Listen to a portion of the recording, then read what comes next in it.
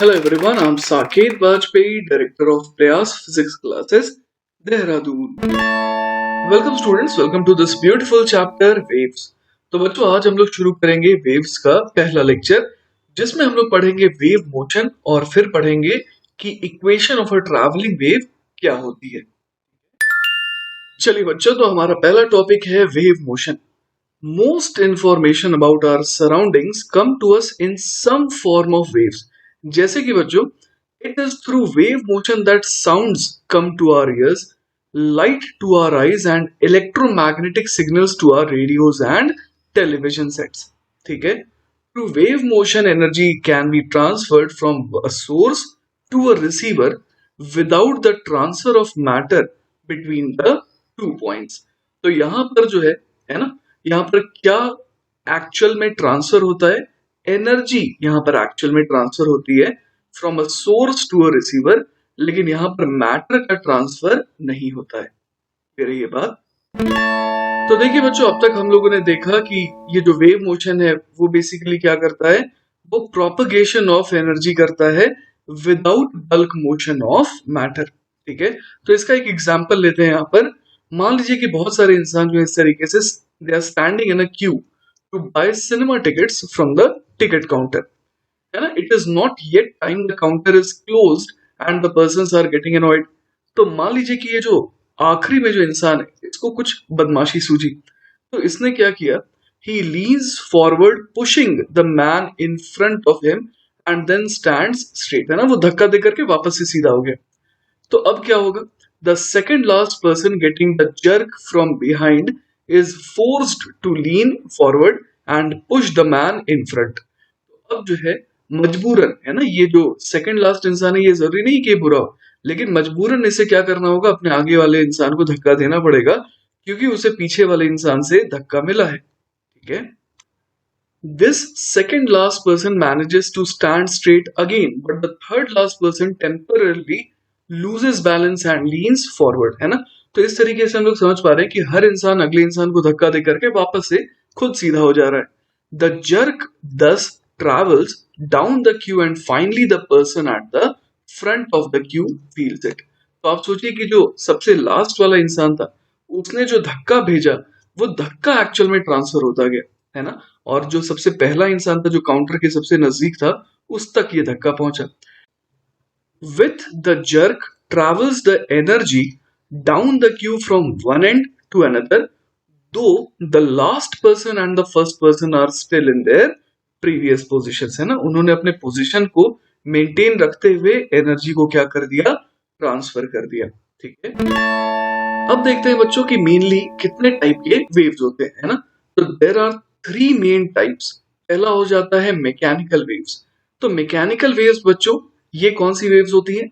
These waves are most familiar because we encounter them almost constantly. Common examples include water waves, sound waves and seismic waves, मतलब वो जो earthquake वाली waves होती हैं। All these waves have two central features, they are governed by Newton's laws and they can exist only within a material medium such as water, air and rock. तो mechanical waves जो है ना, ये Newton laws जो है उनके द्वारा govern होती है और उसके साथ ही साथ जो है ये मटेरियल मीडियम की रिक्वायरमेंट पे ही एग्जिस्ट करती है। क्लियर है ये बात? नेक्स्ट बच्चों, अगली टाइप की वेव होती है electromagnetic waves. These waves are less familiar but you use them constantly. Common examples include visible and ultraviolet light, radio and television waves, microwaves, X-rays and radar waves. तो इन waves की खासियत ये होती है कि इन्हें कोई मटेरियल मीडियम की रिक्वायरमेंट नहीं होती है इन ऑर्डर टू एग्जिस्ट। जैसे कि light waves from stars for example travel through the vacuum of space to reach us. All electromagnetic waves travel through a vacuum at the same speed c equal to this much 299792458 meters per second, या फिर लगभग हम इसे 3 into 10 to the power 8 metre per second कह सकते हैं। तो हम लोगों ने अभी देखा कि ये जो visible, ultraviolet, radio, television, microwave, X-ray, radar waves, ये जो सारी की सारी वेव्स है ना, ये बेसिकली आती है under the category of electromagnetic waves जिन्हें मीडियम की रिक्वायरमेंट नहीं होती है। और तीसरी टाइप की वेव होती है matter waves. Although these waves are commonly used in modern technology, they are probably very unfamiliar to you. ऐसा क्यों? These waves are associated with electrons, protons, and other fundamental particles, and even atoms and molecules. इस वजह से ये हमारे लिए बहुत ज्यादा कॉमन नहीं है.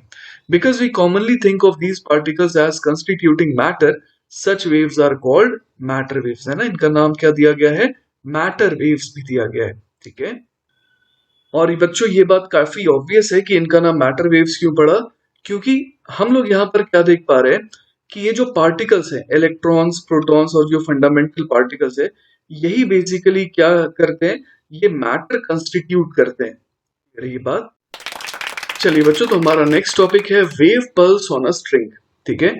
तो देखिए बच्चों, यहाँ पर एक इंसान है और ये इस धागे के एक सिरे को होल्ड करके रखा है और उसने एक झटका दिया जिससे एक वेव पल्स जनरेट हुई. ठीक है. अब देखिए एक्सपेरिमेंटली क्या पाया गया. Experiment show that if the vertical displacement given is small, तो क्या हुआ, the disturbance travels down the string with constant speed. है ना, ये पाया गया कि ये जो डिस्टर्बेंस है ये कांस्टेंट स्पीड से ट्रेवल कर रही थी डाउन द स्ट्रिंग. इसके अलावा बच्चों, as time passes the bump travels on the string towards right. ठीक है, ये राइट की तरफ जाएगा. For an elastic and homogeneous string, है ना, अगर स्ट्रिंग कैसी रहे, इलास्टिक रहे और होमोजेनस रहे, तो जो ये बम्प है ना, वो कांस्टेंट स्पीड के साथ मूव करेगा सच दैट कि वो इक्वल डिस्टेंस ट्रैवल करे इन इक्वल टाइम. और साथ ही साथ अगर बम्प स्मॉल रहेगा तो ये भी पाया गया है कि शेप ऑफ द बम्प जो है वो ऑल्टर नहीं होता है. तो देखिए बच्चों, यहाँ पर मैं एक पल्स जनरेट करने वाला हूँ. ठीक है, आइए देखते हैं स्लो मोशन में कि क्या होने वाला है. तो देखिए यहाँ पर एक पल्स जनरेट हुआ, तो सारे के सारे पार्टिकल सिर्फ उठ रहे हैं और नीचे आ जा रहे हैं, लेकिन हमें ऐसा दिख रहा है कि राइट की तरफ ये जो पल्स है ये मूव कर दी गई. एक बार और मैं दिखाता हूँ आपको कि किस तरीके से मैंने एक पल्स जनरेट किया और ये पल्स जो है ना, ये राइट की तरफ ट्रैवल कर रही है और हम लोग देख पा रहे हैं कि इसकी स्पीड भी क्या है, बिल्कुल कांस्टेंट है. ठीक है?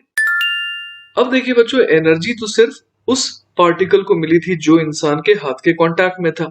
तो आखिर ये एनर्जी प्रोपोगेट कर कैसे रही है, तो आइए उसके पीछे के साइंस को स्टडी करते हैं. The person does some work on the part close to his hand giving some energy to that part. इंसान ने तो अपनी जिम्मेदारी पूरी कर ली. अब क्या हुआ, this disturbed part exerts elastic force on the part to the right and transfers the energy. ठीक है, the bump thus moves on the right. In this way, different parts of the string are successively disturbed, transmitting the energy from left to right. तो इस तरीके से elastic forces की मदद से जो है यहाँ पर एनर्जी का क्या होता है, ट्रांसफर होता है. ठीक है.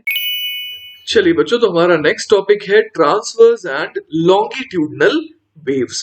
तो सबसे पहले हम लोग बात करेंगे ट्रांसवर्स वेव की. तो देखिए बच्चों, ट्रांसवर्स वेव को समझने के लिए बड़े आराम से हम लोग इस डायग्राम को देख सकते हैं.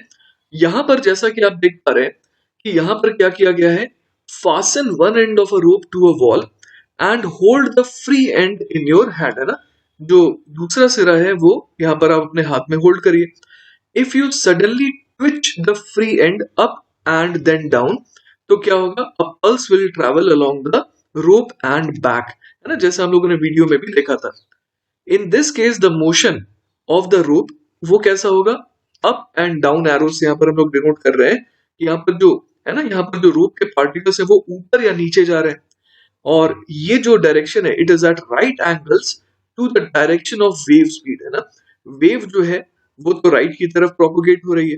ठीक है, द राइट एंगल्ड और sideways motion is called transverse motion. Now shake the rope with a regular continuing up and down motion. लगातार आप अपने हाथ को इस तरीके से झटका देते रहिए ऊपर नीचे, and the series of pulses will produce a wave. ठीक है, since the motion of the medium, जो कि इस केस में क्या है, रोप है, is transverse to the direction of the wave travels, this type of wave is called a transverse wave. ठीक है, तो बच्चों यहाँ पर इस पर्टिकुलर टाइप के जो वेव्स हैं उनके एग्जांपल क्या हो जाएंगे, waves in the stretched strings of musical instruments, जैसे कि गिटार हो गया, है ना. तो ये जो वेव है वो कैसी वेव होती है, ट्रांसवर्स वेव होती है. या फिर on the surfaces of liquids are transverse. ये एक बहुत ही इंपॉर्टेंट पॉइंट है कि लिक्विड के सरफेस पे जो वेव जनरेट होता है वो कैसा होता है, ट्रांसवर्स हो सकता है।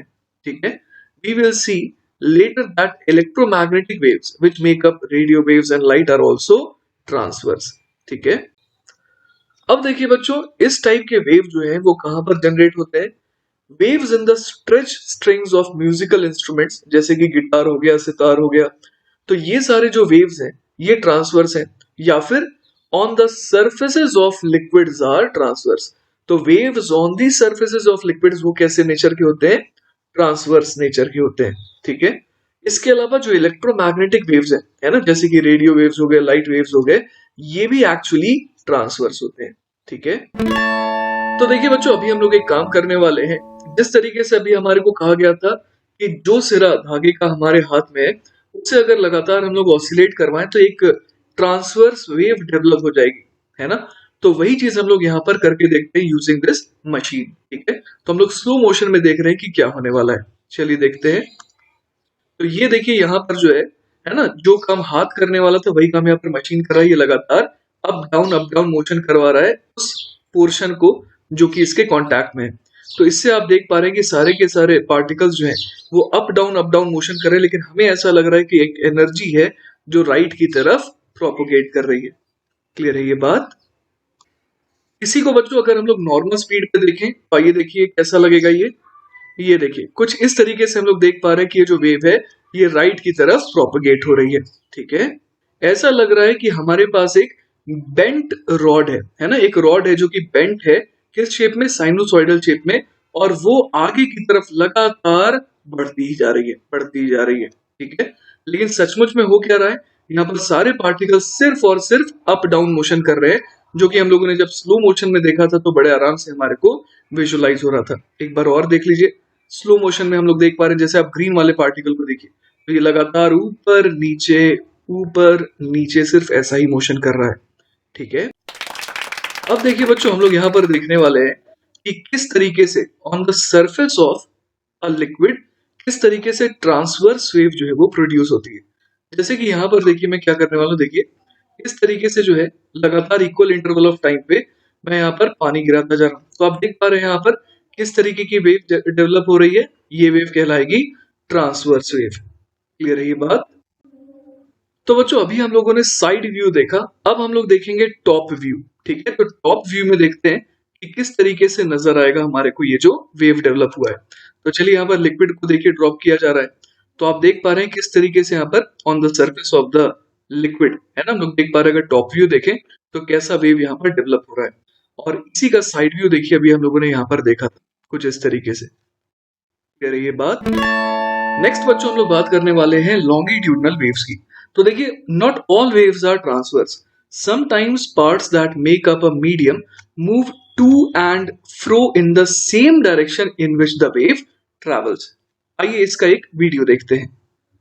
तो यहाँ पर देखिए बच्चों, हम लोग साउंड वेव देखने वाले हैं, है ना। किस तरीके से आप देखिएगा, ये जो स्पीकर है इसका जो मेम्ब्रेन है वो किस तरीके से ऑसिलेट कर रहा है। देखिए कभी आगे जा रहा है, कभी पीछे, कभी आगे कभी पीछे, और इसकी वजह से क्या हो रहा है, यहाँ पर series of rarefaction and compression create हो रहा है, और जिस वजह से वेव जो है वो प्रोपोगेट कर रही है। क्लियर है ये बात? तो बच्चों इस पर्टिकुलर एग्जांपल में हम लोग देख पा रहे हैं कि रेडियली आउटवर्ड डायरेक्शन में वेव जो है वो प्रोपोगेट कर रही है, और साथ ही साथ जो पार्टिकल्स हैं वो भी टू एंड फ्रो मूव कर रहे हैं रेडियली आउटवर्ड डायरेक्शन में ही।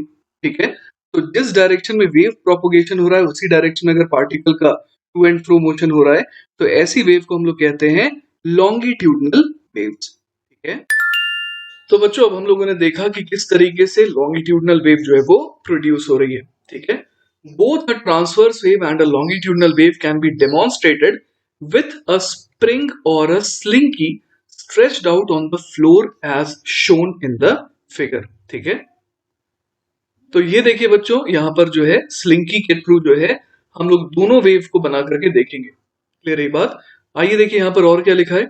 अ transverse wave is demonstrated by shaking the end of a slinky from side to side.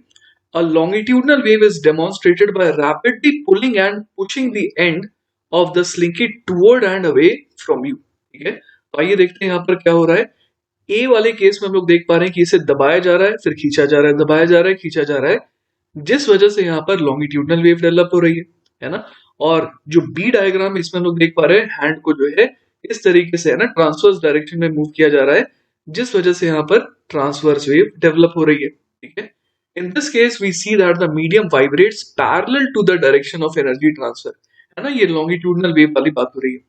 Part of the slinky is compressed, कुछ पोर्शन कंप्रेस्ड है, ये कंप्रेस्ड है, ये compressed है, ये कंप्रेस्ड है, and a wave of compression travels along the spring in between successive compression है ना। यहाँ पर हम लोग देख पा रहे हैं दो सक्सेसिव कंप्रेशन के बीच में क्या है, यहाँ पर जो है एक स्ट्रेच्ड रीजन है जिसे रेयर फैक्शन कहते हैं। Both compressions and rarefactions travel in the same direction along the slinky. और साउंड वेव जो है बच्चों वो लॉन्गिट्यूडनल वेव होते हैं, जैसा कि अभी अभी हम लोगों ने वीडियो में भी देखा था। ठीक है, एक और एग्जांपल देखते हैं बच्चों। waves that have been generated by earthquakes and that travel in the ground, ये एक्चुअली दो मेन टाइप के होते हैं। एक होता है लॉन्गिट्यूडनल पी वेव्स और एक होता है ट्रांसवर्स एस वेव्स। तो जियोलॉजी स्टूडेंट्स जो है इसे याद रखते हैं एज पी वेव्स मतलब पुश पुल वेव्स, और एस वेव्स मतलब side to side waves. S waves cannot travel through liquid matter, while P waves can travel through both molten and solid parts of Earth's interior. Study of these waves reveals much about Earth's interior, है ना। तो यहाँ पर दो type के जो wave develop होते हैं, एक होता है लॉन्गिट्यूडनल वेव और एक होता है ट्रांसवर्स वेव। तो इन वेव्स को स्टडी करके अर्थ के इंटीरियर के बारे में जानकारी हासिल करी जाती है। ठीक है, तो वही यहाँ लिखा है waves generated by an earthquake. P waves are longitudinal and travel through both molten and solid materials, है ना। longitudinal wave जो है वो इस तरीके से ट्रैवल कर सकते हैं, लेकिन जो S waves हैं जो कि ट्रांसवर्स होते हैं वो सिर्फ यहाँ पर सॉलिड मटेरियल के थ्रू ट्रैवल कर पाते हैं। ठीक है, reflections and refractions of the waves provide information about the earth interior. चलिए बच्चों, तो अब हम लोग बात करने वाले हैं एक ट्रैवलिंग वेव के इक्वेशन की। ट्रैवलिंग वेव अभी अभी हम लोगों ने देखा कि ये जो वेव्स थी ये एक्चुअली एनर्जी को एक जगह से दूसरी जगह ले जा रही थी, तो ऐसी वेव्स को कहते हैं ट्रैवलिंग वेव। और अब हम लोग देखने वाले कि इसकी इक्वेशन किस तरीके की होगी। ठीक है, तो इसको समझने के लिए थोड़ा मैथमेटिक्स हमें रिवाइज करना होगा। जैसे कि मान लीजिए ये वाई एक्सिस है, ये एक्स एक्सिस है। मान लीजिए कि मैंने यहाँ पर जो है एक इक्वेशन y इक्वल टू लेटर से 1/3x इसके करस्पॉन्डिंग एक ग्राफ बनाया। ठीक है, अब मान लीजिए कि मैं क्या चाहता हूं, suppose I want this line to move with speed 6 metre per second in positive x direction. मान लीजिए कि मैं ये चाहता हूं कि ये राइट की तरफ मूव करना चालू कर दे 6 मीटर्स पर सेकेंड से। ये जो आपको एक लाइन दिख रही है ये मूव करना चालू कर दे। तो देखिए यहाँ पर हम लोग क्या कर सकते हैं वो मैं आपको बताता हूँ। जैसे कि y बराबर यहाँ पर 1/3x है, तो अगर आप सिर्फ इतना कर दें कि x को रिप्लेस कर दें किससे, x माइनस 6t से, मतलब आपको अगर 6 मीटर पर सेकेंड चाहिए तो यहाँ पर 6 रख दीजिए। तो अगर आप ये काम करेंगे तो आइए देखिए क्या होता है, अभी मैं आपको बताता हूँ। तो देखिए बच्चों यहाँ पर अगर मैं इक्वेशन लिखूं y बराबर अब ये क्या बन जाएगा 1/3x माइनस 6t। तो अब देखिए लेटर से t इक्वल टू 1 पर, है ना, मान लीजिए कि t इक्वल टू 1 पर आप देखना चाह रहे हैं कि ये लाइन कैसी नजर आ रही है। तो एट t इक्वल टू 1, ठीक है, एट t इक्वल टू 1 हम लोग समझ पा रहे हैं कि इसकी इक्वेशन क्या बन जाएगी, y बराबर 1/3x माइनस 6 के बराबर। क्लियर है बात। तो हम लोग यहाँ पर देख पा रहे हैं कि y की वैल्यू 0 कहां पर होगी, x इक्वल टू 6 पर। तो इसका मतलब ये वाला जो पॉइंट है ये क्या बन गया, ये बन गया x बराबर 6, और यहाँ पर ये शुरुआत में तो ये ओरिजिन पर हो रहा था यही फेनोमेनन। तो इसका मतलब हम लोग यहाँ पर ये देख पा रहे हैं कि t इक्वल टू 0 पर ये लाइन ऐसी नजर आ रही थी, और t इक्वल टू 1 सेकेंड पर ये लाइन जो है ये शिफ्टेड नजर आ रही है। और हम लोग देख पा रहे हैं कि जो पॉइंट पहले ओरिजिन पर था वो कितने से खिसक गया, बाय डिस्टेंस 6, है ना, वो खिसक गया है। यहाँ पर लेटर से कि x जो है वो मीटर्स में है, तो हम लोग यहाँ पर कह सकते हैं कि वो 6 मीटर जो है वो राइट की तरफ खिसक चुका है। ठीक है, तो बच्चों इस तरीके से आप देख पा रहे हैं कि जिस लाइन की इक्वेशन पहले क्या थी, y बराबर x/3 थी, अब वही लाइन की इक्वेशन क्या हो गई, y बराबर 1/3x माइनस 6 हो गई। इसका मतलब क्या हो गया कि वो जो लाइन है वो खिसक गई, कितना आगे खिसक गई, 6 मीटर आगे खिसक गई। और इसी तरीके से t इक्वल टू 2 पर देखेंगे तो ये और 6 मीटर आगे खिसक जाएगी।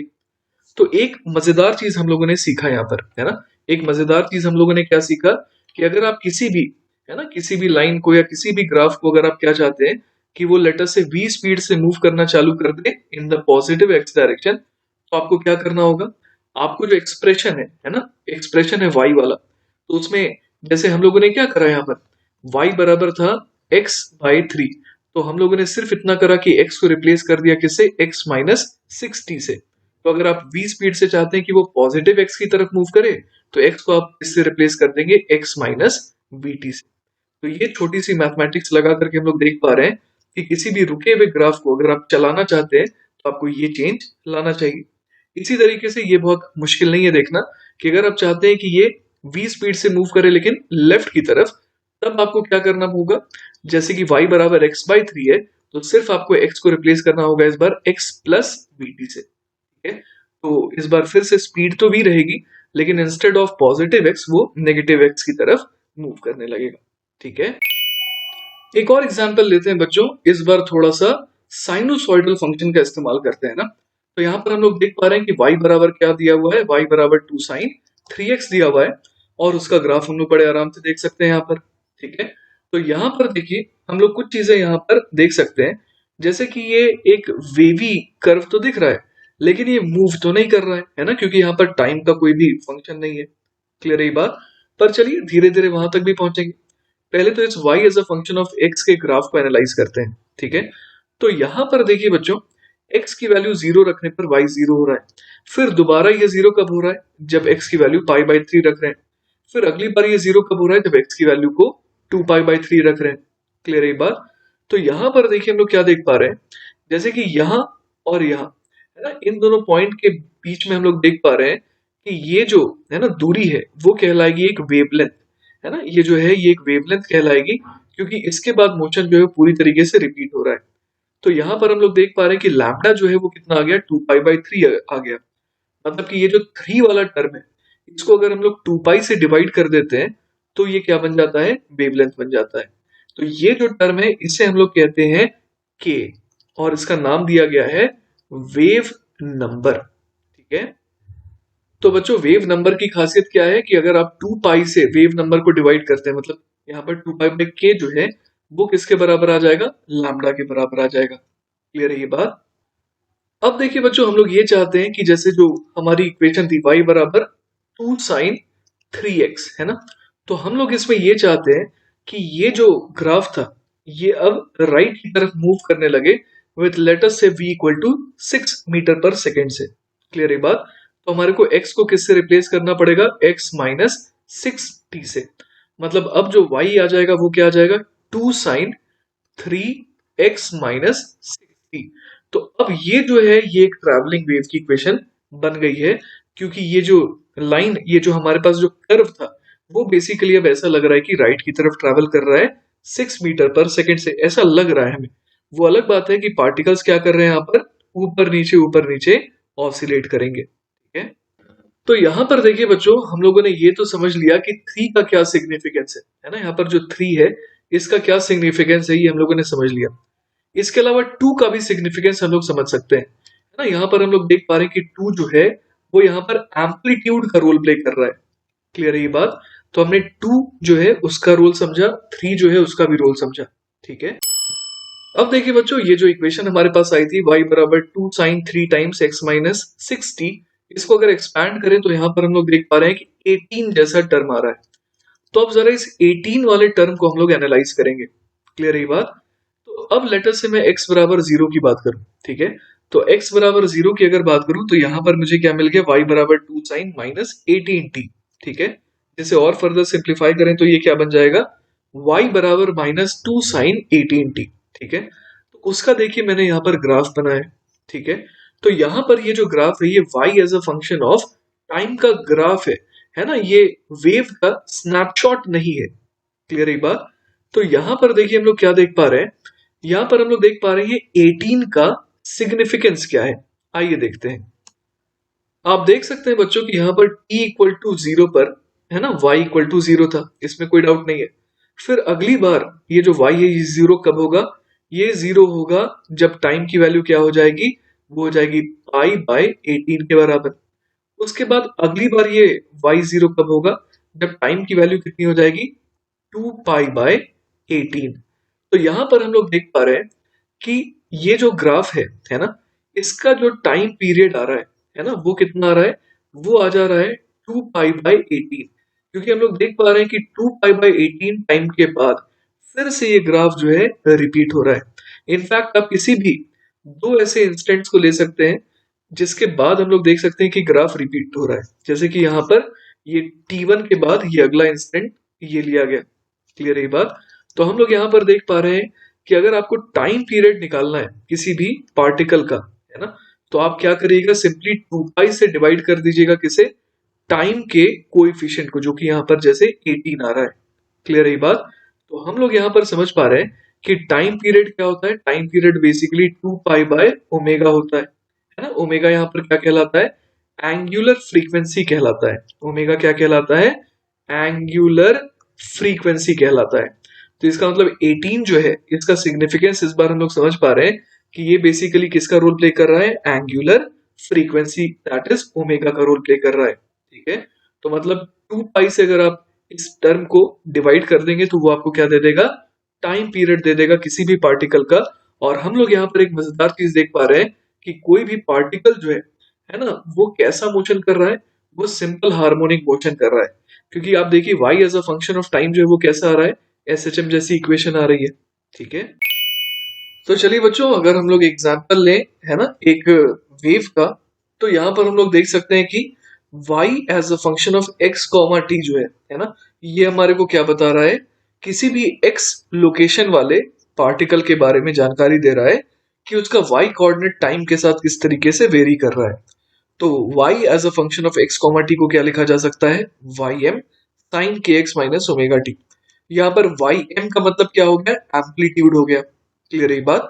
मतलब कि जिस x वाले पार्टिकल की हम लोग बात कर रहे हैं, ठीक है, उस पार्टिकल का जो एम्पलीट्यूड है वो कितना है। ठीक है, उसके अलावा हम लोग एक और चीज यहाँ पर देख पा रहे हैं कि ये जो है ना, ये जो y x कॉमा t है, ये बेसिकली क्या बता रहा है, उस x कोऑर्डिनेट वाले पार्टिकल का किसी t टाइम पर डिस्प्लेसमेंट, है ना।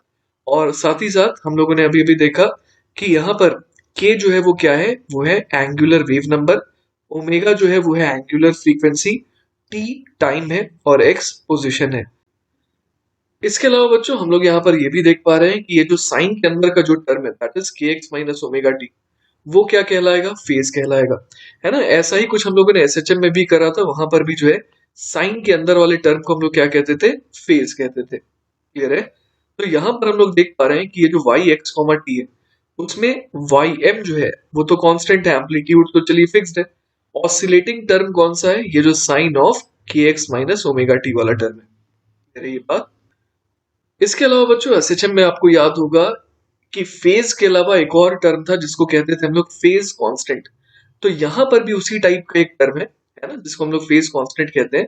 तो जिस तरीके से हम लोगों ने एक एग्जांपल लिया था y बराबर वाई एम साइन के एक्स माइनस ओमेगा टी, तो एक जनरलाइज्ड इक्वेशन बन सकती है अगर हम लोग यहाँ पर फेज कांस्टेंट फाई को भी इंट्रोड्यूस कर दें, तो y बराबर क्या हो जाएगा, वाई एम साइन के x minus omega T plus five.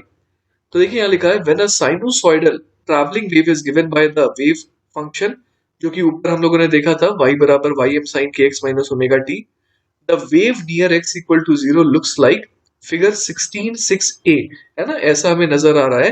t equal to zero पर हम लोग कह सकते हैं कि जो x इक्वल टू जीरो वाला पार्टिकल है ना, वो क्या होगा, उसका जो y कोऑर्डिनेट है वो जीरो होगा। Note that at x equal to 0 the displacement is y equal to 0 and the slope is at its maximum positive value, है ना। यहाँ पर अगर हम लोग स्लोप देखेंगे तो यहाँ पर जो स्लोप है वो क्या आएगा, मैक्सिमम आएगा। क्लियर है बात?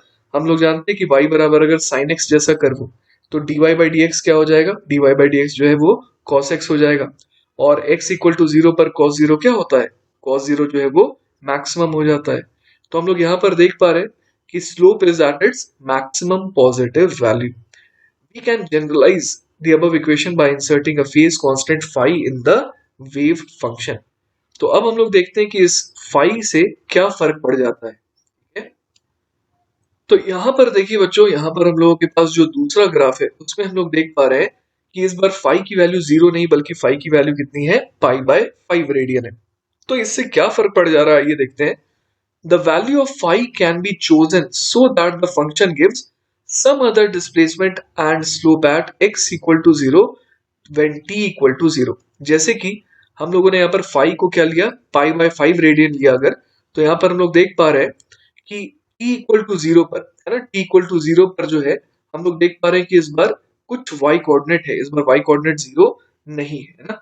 The wave is still sinusoidal with the same values of ym, k and omega, but it is now shifted from what you see in figure A, है ना। ये वाला फिगर जो है वो फाई इक्वल टू 0 के लिए है, लेकिन जो दूसरा फिगर है वो phi equal to pi by 5 radian के लिए।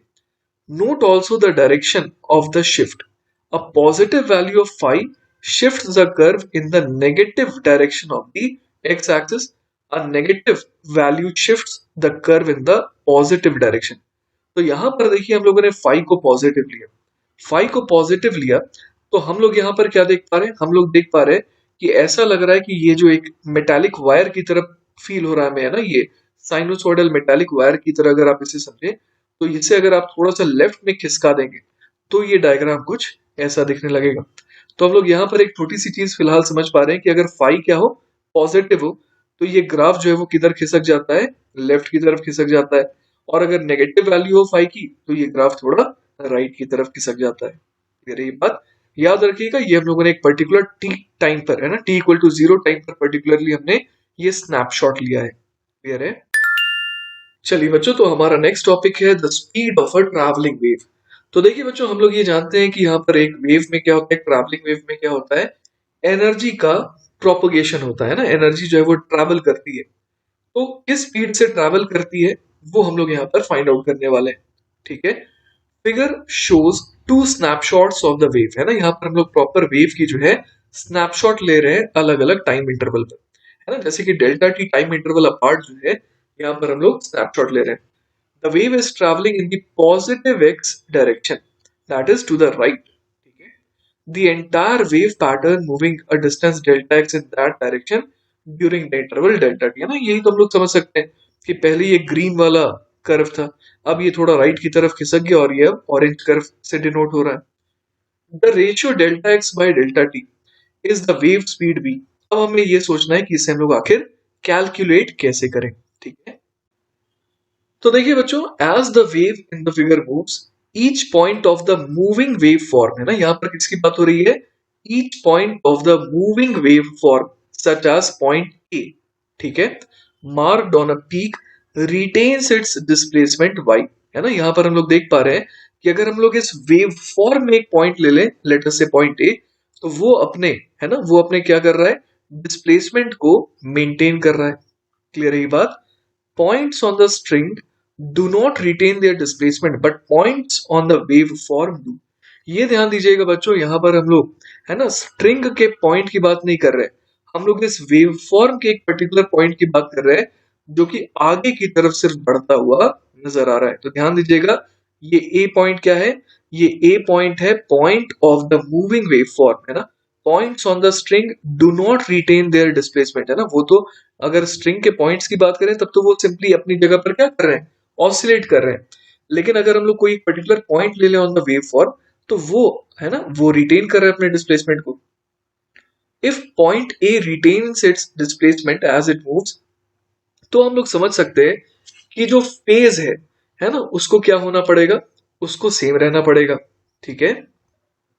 तो बच्चों, इस वजह से हम लोग यहाँ पर कह सकते हैं कि अगर ये y जो है वो कांस्टेंट है, तो ym sin kx minus omega T ये पूरा का पूरा कांस्टेंट रहेगा। तो ym भी कांस्टेंट है और sin kx minus omega T भी कांस्टेंट होना चाहिए। तो इसका ये मतलब हो गया कि kx माइनस ओमेगा टी को भी क्या होना पड़ेगा, एक कांस्टेंट होना पड़ेगा, है ना। If point A retains its displacement as it moves, तो जो फेज है that is kx minus omega t, giving it that displacement must remain a constant. इस वजह से हम लोग यहाँ पर क्या कह रहे हैं कि kx माइनस ओमेगा टी जो है उसको क्या होना पड़ेगा, कांस्टेंट होना पड़ेगा। Note that although this argument is constant, लेकिन फिर भी हम लोग देख पा रहे हैं कि x और t दोनों ही क्या हो रहे हैं, चेंज हो रहे हैं, है ना। In fact as t increases, x must also increase to keep the argument constant, है ना। ऑब्वियस सी बात है कि अगर t बढ़ रहा है तो x को भी बढ़ना पड़ेगा, तभी तो ये डिफरेंस जो है वो कांस्टेंट रहेगा, है ना। This confirms that the wave pattern is moving in the positive direction of x। Clear है बात। तो x अगर लगातार बढ़ रहा है, इसका मतलब कि जो वेव पैटर्न है वो पॉजिटिव x डायरेक्शन में बढ़ रहा है आगे। ठीक है। तो अब देखिए बच्चों, अगर हमें वेव स्पीड v निकालनी है तो हम लोग क्या करेंगे, हम लोग kx माइनस ओमेगा टी है ना, इस एक्सप्रेशन को क्या कर देंगे, डिफरेंशिएट कर देंगे विद रिस्पेक्ट टू टाइम। तो ये बन जाएगा k dx by dt minus omega equal to 0। तो यहाँ से देखिए जो dx बाई dt है वो क्या आ गया, उसी को हम लोग v कहेंगे और वो आ रहा है ओमेगा बाय k के बराबर। ठीक है, तो हमारे पास एक बहुत इंपॉर्टेंट रिलेशन आ गया, v बराबर ओमेगा बाय k। क्लियर है ये बात। अब इसको हम लोग थोड़ा और सिंप्लीफाई करें, है ना, तो यहाँ पर हम लोग k को क्या लिख सकते हैं, 2 पाई बाय लैम्डा, और ओमेगा को लिख सकते हैं 2 पाई बाय टी। तो ये लैम्डा बाय टी बन गया, या फिर लैम्डा इंटू एफ, है ना, यहाँ पर एफ जो है वो फ्रीक्वेंसी है। ठीक है, तो ये जो v आया वो क्या आया, वेव की स्पीड आई। तो देखिए बच्चों, इसका मतलब ये हो गया कि जो हमारे पास ऊपर इक्वेशन थी वेव की, है ना, it describes a wave moving in the positive direction of x.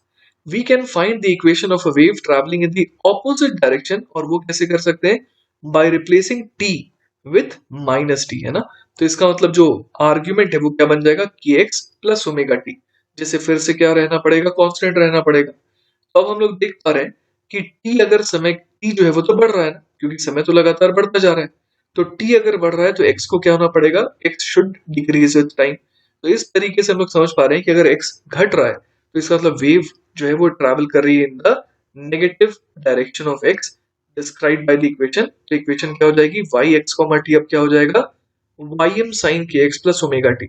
तो यहाँ पर जो पॉजिटिव साइन है वो बता रहा है कि वेव जो है वो नेगेटिव x डायरेक्शन में ट्रैवल कर रही है।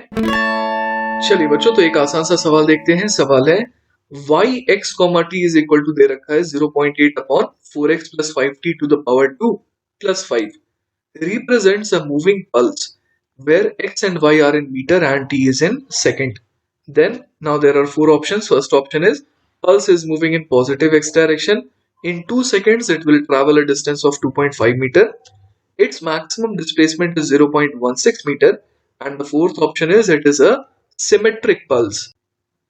तो देखिए बच्चों, यहाँ पर हमारे को दे रखा है वाई एक्स कॉमा टी, है ना, ये रिप्रेजेंट कर रहा है एक मूविंग पल्स को। ठीक है, तो सबसे पहले पार्ट में हमें ये पता लगाना है कि ये किस डायरेक्शन में मूव कर रहा है।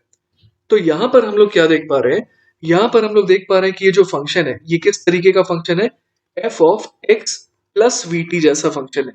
ठीक है, तो यहाँ पर हम लोग कह सकते हैं कि जस्ट बिकॉज की यहाँ पर जो साइन है वो कैसा है, पॉजिटिव है, तो हम लोग यहाँ पर कह सकते हैं कि ये जो वेव है वो किस डायरेक्शन में मूव कर रही है, वो मूव कर रही है नेगेटिव एक्स डायरेक्शन में। ठीक है, इसके अलावा बच्चों अगर हम लोग सेकेंड पार्ट पे आ जाए तो उसके लिए हमारे को एक्चुअली स्पीड चाहिए ना।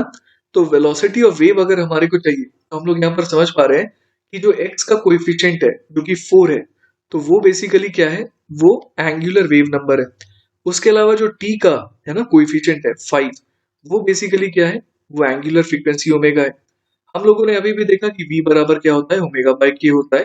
तो इसका मतलब ये जो स्पीड ऑफ द वेव है वो क्या आ गई, वो आ गई 5/4 मीटर्स पर सेकेंड। ठीक है, तो अब देखिए अगर इसकी स्पीड जो है वो 5/4 मीटर्स पर सेकेंड है, तो हम लोग समझ पा रहे हैं यहाँ पर कि 2 सेकेंड में ये कितना ट्रेवल करेगा। तो 5/4 स्पीड है इंटू टाइम 2 सेकेंड्स, तो ये आ जा रहा है 5/2 मीटर्स, मतलब 2.5 मीटर। तो इसका मतलब सेकेंड ऑप्शन तो बिल्कुल सही है। क्लियर है ये बात। अब बच्चों यहाँ पर हमसे थर्ड पार्ट में पूछा गया है कि it's maximum displacement is 0.16 metre. तो आइए देखते हैं। यहाँ पर हम लोग देख पा रहे हैं कि वाई एक्स कॉमा टी जो है वो कितना दे रखा है, 0.8 divided by 4x plus 5t की पावर 2 प्लस 5। ठीक है, तो हम लोग सबसे पहली चीज यहाँ पर ये देख पा रहे हैं कि डिनोमिनेटर जो है वो तो क्या रहेगा, वो तो पॉजिटिव रहेगा, और साथ ही साथ जब डिनोमिनेटर जो है ना, वो क्या रहेगा, मिनिमम रहेगा, तब जाके y जो है वो क्या आएगा, मैक्सिमम आएगा। तो हम लोग यहाँ पर ये समझ पा रहे हैं कि जो डिनोमिनेटर है वो मिनिमम तब होगा जब ये 4x प्लस 5t वाला टर्म जो है वो क्या हो पाए, जब वो 0 हो जाए, क्योंकि स्क्वायर जो है वो तो हमेशा क्या रहता है, वो नॉन नेगेटिव रहता है।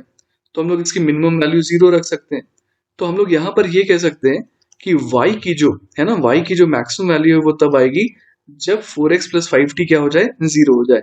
तो इसका मतलब y मैक्स कितना आ जाएगा, 0.8 अपॉन 5। ठीक है, तो इसे सिंप्लीफाई करके देखते हैं कि ये कितना आ रहा है। तो ये आ जा रहा है 8/10 और यहाँ पर आ जा रहा है 5। ठीक है, तो देखिए बच्चों इसे सॉल्व करेंगे तो ये आ जाएगा 0.16 मीटर। इसका मतलब जो थर्ड ऑप्शन है वो भी बिल्कुल सही है। ठीक है। अब बच्चों यहाँ आखिरी पार्ट में यहाँ पर कहा गया है कि it is a symmetric pulse, तो आइए इसे वेरीफाई करते हैं, है ना। तो अगर हम लोग यहाँ पर एक काम करें, t इक्वल टू जीरो के करस्पॉन्डिंग, ठीक है, t इक्वल टू जीरो के करस्पॉन्डिंग, चलिए इस पल्स को एनालाइज करते हैं। तो देखिए बच्चों यहाँ पर y x कॉमा जीरो क्या बन जाएगा, ये बन जाएगा 0.8 अपॉन 4x का स्क्वायर प्लस 5। क्लियर है ये बात। तो यहां से हमारे पास क्या आ गया, 0.8 divided by 16x square plus 5 आ गया। ठीक है। तो बच्चों इसका अगर हम लोग यहाँ पर ग्राफ बनाने की कोशिश करें तो हम लोग समझ सकते हैं कि ये जो y है ना, ये एक्चुअली मैक्सिमम कब होगा, x इक्वल टू जीरो पर होगा, है ना। x इक्वल टू जीरो के लिए ये y जो है वो मैक्सिमम आएगा।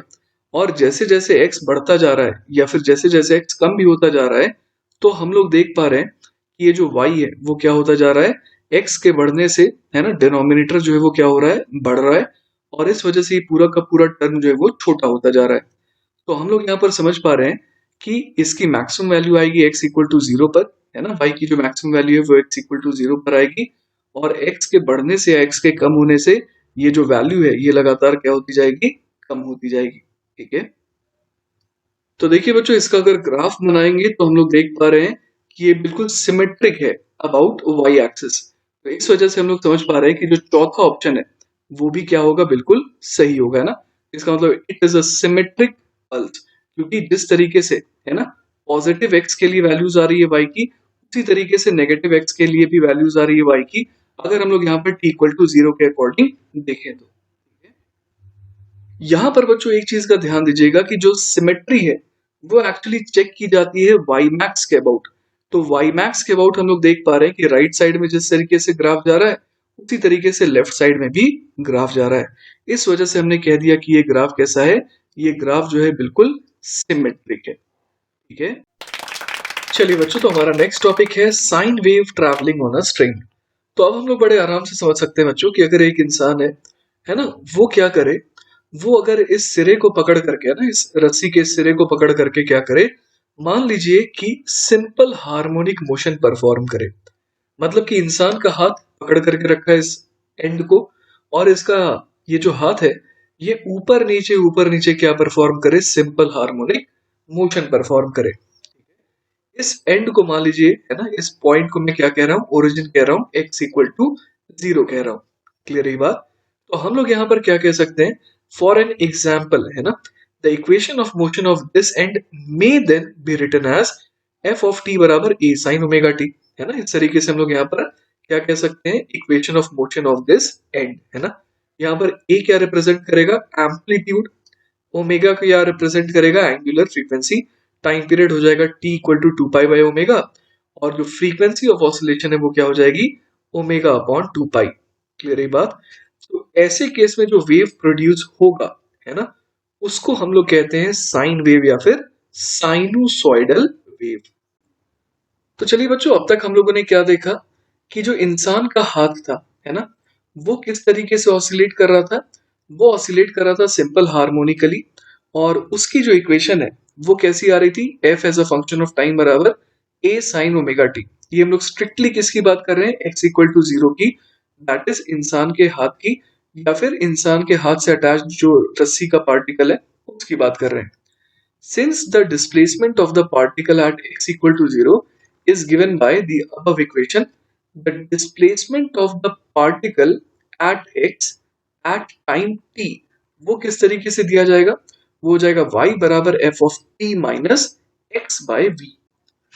अब देखिए बच्चों इसका रीजन क्या है, हम लोग समझ सकते हैं कि किसी भी x कोऑर्डिनेट की अगर बात करें तो x कोऑर्डिनेट पर किसी t टाइम पर जो भी y कोऑर्डिनेट होगा, जो भी डिस्प्लेसमेंट होगा, वो एग्जैक्टली क्या हो रहा है, वो एग्जैक्टली कॉपी हो रहा है। किससे कॉपी हो रहा है, तो x बाई वी टाइम पहले, x बाई वी टाइम पहले जो है वो डिस्टरबेंस कहां पर था, वो डिस्टरबेंस हम लोग समझ पा रहे हैं कि ओरिजिन पर था, और हमें ऐसा लग रहा है कि एक साइनोसॉइडल बेंट रॉड है जो आगे की तरफ जा रही है। तो जो डिस्टरबेंस या फिर जो भी y कोऑर्डिनेट है ना, x बाई वी टाइम पहले किसका था, ओरिजिन का था, वही डिस्टरबेंस या वही y कोऑर्डिनेट अब किसका हो जाएगा, अब हो जाएगा x कोऑर्डिनेट का। तो इसीलिए यहां पर कंपेयर किया गया कि जो disturbance t minus x by v time पर, मतलब कि x बाई बी टाइम पहले ओरिजिन का था, है ना, वही डिस्प्लेसमेंट अब किसका हो जाएगा, पार्टिकल एट x का हो जाएगा, लेकिन टाइम t पर। क्लियर है? तो इस तरीके से हम लोगों ने क्या निकाला कि किसी भी x कोऑर्डिनेट पर, किसी भी t टाइम पर जो डिस्प्लेसमेंट होगा वो क्या होगा, y बराबर a sine omega t minus x by v. Clear है? t को किससे रिप्लेस कर दिया गया, t minus x by v से।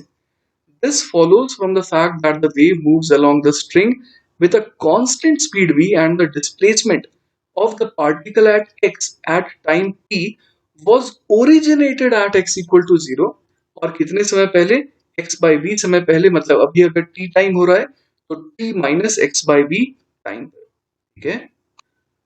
तो बच्चों इसी चीज को मैं यहाँ पर रिवाइज करा देता हूँ। ये देखिए कि यहाँ पर हम लोग देख पा रहे हैं कि जो भी डिस्टरबेंस है ना, वो बिल्कुल क्या हो रही है, आगे की तरफ प्रोपेगेट कर रही है।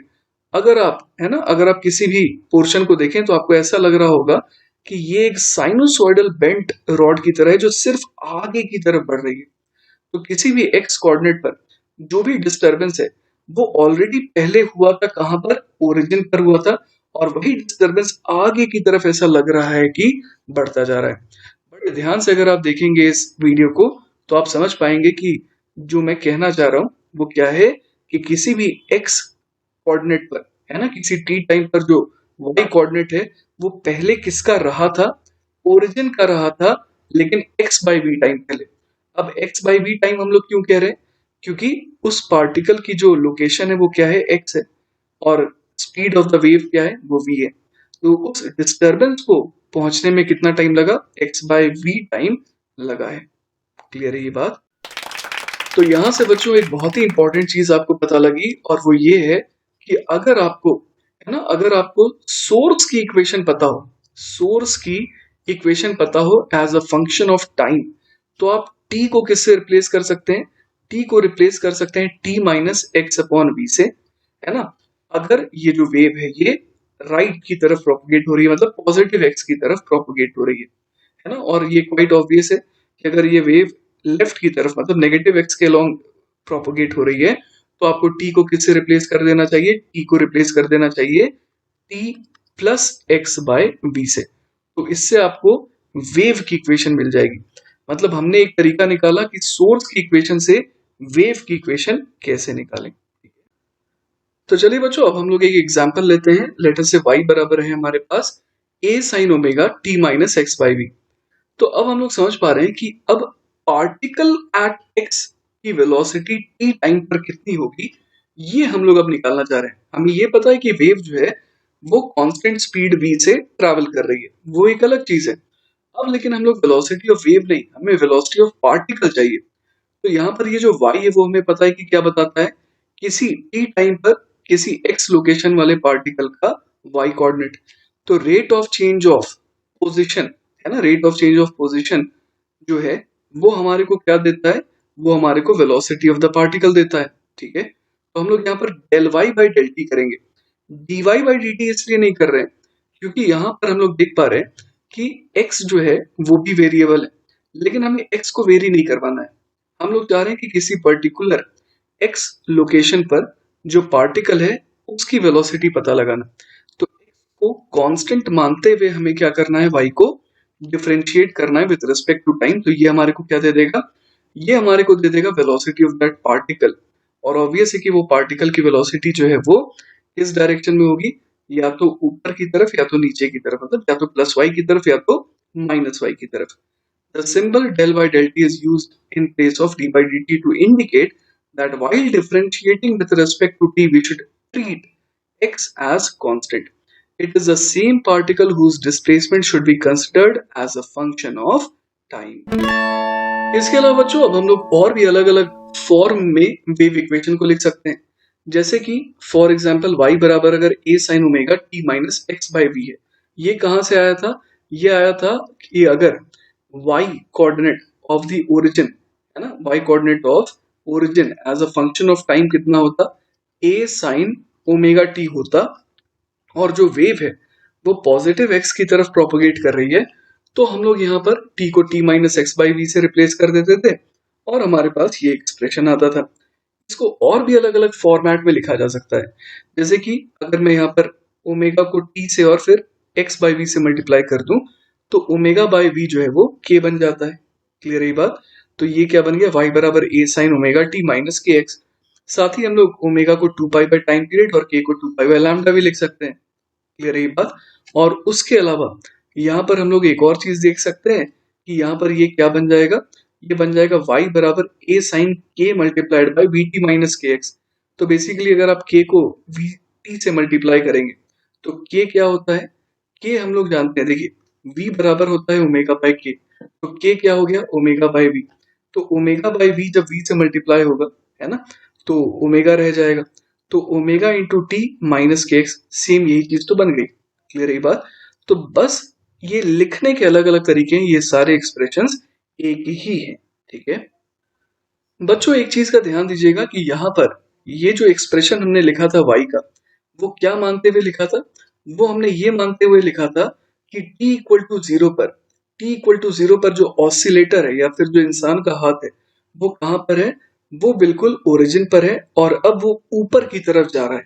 ठीक है, इस वजह से जो ऑसिलेटर है उसकी इक्वेशन हम लोग क्या कह सकते हैं, वो कह सकते हैं y बराबर a sine omega t. Clear है ये बात? तो वही बात देखिए यहाँ पर लिखी है कि the origin of time is chosen at an instant when the left end that is x equal to zero is crossing its mean position that is y equal to zero, और वो किधर जा रहा है, एंड इज गोइंग अप। तो उस case में आपको समझ में आ रहा है कि y को हम लोग क्या लिखेंगे, a साइन ओमेगा टी लिखेंगे, फिर t को अगर हम लोग t minus x by v से रिप्लेस कर देंगे तो हमारे पास वेव की इक्वेशन आ जाएगी। लेकिन for a general choice of the origin of time we will have to add a phase constant, जिसके बारे में अभी कुछ देर पहले हम लोगों ने पढ़ा भी था ना। इस वजह से जो इक्वेशन अब कैसी दिखने लगेगी, y बराबर a sine omega t minus x by v plus phi. जिस तरीके से हम लोग एक जनरल एसएचएम की इक्वेशन क्या लिखते थे, y बराबर a sine omega t plus phi, तो बस t को यहाँ पर t minus x by v से रिप्लेस कर देंगे तो ये जनरल इक्वेशन ऑफ वेव आ जाएगी। अब यहाँ पर देखिए बच्चों, हम लोग जैसा कि देख पा रहे हैं कि y बराबर क्या है, ये एक जनरल इक्वेशन है, a sine omega t minus x by v plus phi. तो अब हम लोग यहाँ पर कुछ एग्जांपल्स ले सकते हैं, जैसे कि फाई की वैल्यू अगर मैं कहूँ कि पाई बाई टू है, तो इसका मतलब क्या हुआ, the constant phi will be pi by two कब, if we choose t equal to zero at an instant when the left end reaches its extreme position that is y बराबर है। तो अगर लेफ्ट एंड जो है ना, वो कहाँ पर होगा, अपने पॉजिटिव एक्सट्रीम पर होगा। तो आपको याद होगा उस केस में हम लोग एसएचएम की इक्वेशन क्या लिखते थे, y बराबर लिखते थे a cos omega t. Clear है ये बात? क्योंकि t इक्वल टू जीरो पर y बराबर a हमें चाहिए। तो अब अगर t को t minus x by v से रिप्लेस करेंगे तो हम लोग यहाँ पर क्या समझ पा रहे हैं कि ये एक्सप्रेशन क्या बन जाएगा, y बराबर a cos omega t minus x by v. इसका मतलब अगर हम लोग ऊपर वाली इक्वेशन से कंपेयर करें तो यहाँ पर फाई की वैल्यू क्या हो जाएगी, पाई बाई टू हो जाएगी। उसी तरीके से बच्चों एक बहुत ही इंपॉर्टेंट चीज हम लोग देखने वाले हैं। अभी हम लोगों ने जो ऊपर एक्सप्रेशन देखा था, है ना, वो क्या था, वो था y बराबर a sine omega T minus k x. अब हम लोग देखने वाले हैं कि ये एक्सप्रेशन y बराबर a साइन के एक्स माइनस ओमेगा टी में कब कन्वर्ट हो जाता है। अभी देखा कौन सा था, y बराबर a sine omega T minus k x. उसमें क्या हो रहा था, उसमें ये हो रहा था कि इंसान का जो हाथ है वो बिल्कुल मीन पोजीशन पर था और ऊपर जा रहा था। लेकिन इस बार क्या होगा, आप ऐसे सोचिए कि ये y बराबर ए साइन के एक्स माइनस ओमेगा टी कब आएगा, ये तब आएगा जब जो इंसान है उसका हाथ जो है वो एसएचएम कर रहा हो सच दैट कि y बराबर क्या हो, a sine minus omega t हो। तभी तो t को हम लोग किससे रिप्लेस करेंगे, t को रिप्लेस कर देंगे t minus x by v से, है ना, तो हमारे पास ये एक्सप्रेशन आ जाएगा। क्लियर है ये बात? तो हम लोग समझ पा रहे हैं कि इस बार फिर से इंसान का हाथ कहाँ पर है, इंसान का हाथ जो है अभी भी मीन पोजीशन पर है, लेकिन वो किधर जा रहा है, ऊपर से नीचे की तरफ जा रहा है, जिस वजह से फाई की वैल्यू क्या आ गई, पाई आ गई, और पूरी की पूरी इक्वेशन जो है वो पलट गई। तो इस बार ए sine omega T minus k x नहीं बल्कि ए साइन के एक्स माइनस ओमेगा टी बन गया। ठीक है, तो ये फर्क हमेशा याद रहे, y बराबर A sine omega T minus k x का मतलब क्या हुआ कि जो सोर्स है ना, वो t इक्वल टू 0 पर है ना, वो कहां पर है, ओरिजिन पर है और ऊपर जा रहा है। लेकिन अगर y बराबर ए साइन के एक्स माइनस ओमेगा टी है, तो इसका मतलब क्या हो गया कि जो सोर्स है ना, वो कहां पर है, वो अगेन ओरिजिन पर है, लेकिन उसका हाथ जो है वो अब नीचे जा रहा है। ठीक है, चलिए बच्चों, तो एक बहुत ही आसान सा सवाल देखते हैं। सवाल है, consider the wave y equal to 5 millimetre sine of 1 centimetre inverse x minus 60 second inverse t। Find the amplitude, the wave number, the wavelength, the frequency, the time period and the wave velocity. तो देखिए बच्चों, इस equation को हम लोग किससे compare कर सकते हैं, y equal to A sine of k x minus omega t से। तो यहां पर हम लोग देख पा रहे हैं कि ए का रोल, दैट इज एम्पलीट्यूड का रोल कौन प्ले कर रहा है, 5 मिलीमीटर। ठीक है, तो पहले पार्ट का जवाब क्या हो जाएगा, 5 मिलीमीटर। अब सेकंड पार्ट में हमसे क्या पूछा है, वेव नंबर, है ना, तो ये तो था पार्ट ए। अब अगर हम लोग पार्ट बी की बात करें जिसमें वेव नंबर पूछा है, तो हमें के बताना है। क्लियर है, तो यहाँ पर एक्स का कोएफिशिएंट क्या है, 1 सेंटीमीटर इनवर्स। क्लियर है, तो के की वैल्यू क्या हो जाएगी, 1 सेंटीमीटर इनवर्स, और यही हो जाएगा वेव नंबर। ठीक है, अब बच्चों अगर हम लोग थर्ड पार्ट पे आ जाए, सी पार्ट पे, तो हम लोग देख पा रहे हैं वेवलेंथ कैसे निकालेंगे। तो हमें पता है कि के होता है 2 पाई बाय लैम्डा। तो यहां से हम लोग समझ पा रहे हैं कि लैम्डा कितना हो जाएगा, 2 पाई बाय के बराबर। क्लियर है, तो हम लोग कह सकते हैं कि lambda will be equal to 2 pi upon k, कितना आया था हमारा, 1 सेंटीमीटर इनवर्स आया था। क्लियर है ये बात, तो बच्चों यहां पर मैं लिख दूंगा 1 सेंटीमीटर इनवर्स, तो ये कितना हो जाएगा, ये हो जाएगा 2 पाई सेंटीमीटर के बराबर। क्लियर है, नेक्स्ट बच्चों हमारे को निकालना है डी पार्ट में फ्रीक्वेंसी। तो हम लोग जानते हैं कि ओमेगा इज इक्वल टू होता है 2 पाई एफ। तो यहां से फ्रीक्वेंसी हम लोग कह सकते हैं कि कितना हो जाएगा, ओमेगा अपॉन 2 पाई हो जाएगा। अब ओमेगा यहाँ पर कितना है, तो ओमेगा हम लोग देख पा रहे हैं कि 60 सेकेंड इनवर्स है। तो हम लोग यहाँ लिख सकते हैं 60 अपॉन 2 पाई, है ना, पर सेकेंड। तो ये कितना हो जाएगा, ये हो जाएगा 30 अपॉन पाई सेकेंड इनवर्स। तो यही हो जाएगी फ्रीक्वेंसी। अब बच्चों जैसा कि आप देख पा रहे हैं कि हमने फ्रीक्वेंसी तो निकाल लिया। तो अब अगर टाइम पीरियड पूछा है, तो टाइम पीरियड किस तरीके से निकालेंगे। तो हमें पता है कि टाइम पीरियड जो है वो क्या होता है, 1 अपॉन फ्रीक्वेंसी होता है। तो हमारा जो टाइम पीरियड है वो कितना आ जाएगा, पाई अपॉन 30 सेकेंड। और आखिरी पार्ट में हमसे पूछा है वेव वेलोसिटी, है ना, तो वेव वेलोसिटी हम लोग किस तरीके से निकाल सकते हैं। तो आइए देखिए, जो एफ पार्ट है उसमें हम लोग लिख सकते हैं v बराबर होता है ओमेगा अपॉन के, है ना। तो ओमेगा तो हम लोगों ने देख रखा है और के भी देख रखा है। क्लियर है, तो हम लोग अगर इक्वेशन को देखें, तो ओमेगा जो है वो 60 सेकेंड इनवर्स है, और के जो है वो कितना है, वो है 1 सेंटीमीटर इनवर्स। तो यहाँ पर हम लोग क्या कर सकते हैं, हम लोग यहाँ पर वैल्यू पुट कर सकते हैं। ठीक है, ओमेगा को लिख देंगे 60 सेकेंड इनवर्स, और के को लिख देंगे 1 सेंटीमीटर इनवर्स। ठीक है, तो ये कितना आ जाएगा, ये आ जाएगा 60 सेंटीमीटर पर सेकेंड। ठीक है ना। चलिए बच्चों, तो हमारा नेक्स्ट टॉपिक है वेव इक्वेशन। तो देखिए बच्चों, ये जो एक्सप्रेशन है del 2y by del x square equal to 1 upon v square del 2y by del t square, this is the general differential equation that governs the travel of waves of all types, और इसे wave equation कहा जाता है। तो चलिए एक बार इसे verify करके देखते हैं। फॉर अ साइनोसॉइडल वेव, तो हम लोग यहाँ पर एक एग्जांपल ले सकते हैं ना। For example y x comma t जो है वो सपोज कितना है, a cos of ax minus omega T. ठीक है, तो सबसे पहले बच्चों एक काम करते हैं, हम लोग del y by del x निकालते हैं। ठीक है, del y by del x का मतलब क्या हो गया कि हम लोग सिर्फ एक्स को यहाँ पर वेरिएबल मान रहे हैं, टाइम को वेरिएबल नहीं मान रहे हैं। ठीक है, तो यहाँ पर del y by del x क्या हो जाएगा, कॉस का डिफरेंशिएशन माइनस साइन होता है, तो यहाँ पर हम लोग क्या लिख देंगे, minus A sine of k x minus omega T, और साथ ही साथ चेन रूल से यहाँ पर क्या आ जाएगा, चेन रूल से जो है यहाँ पर एक के भी आ जाएगा।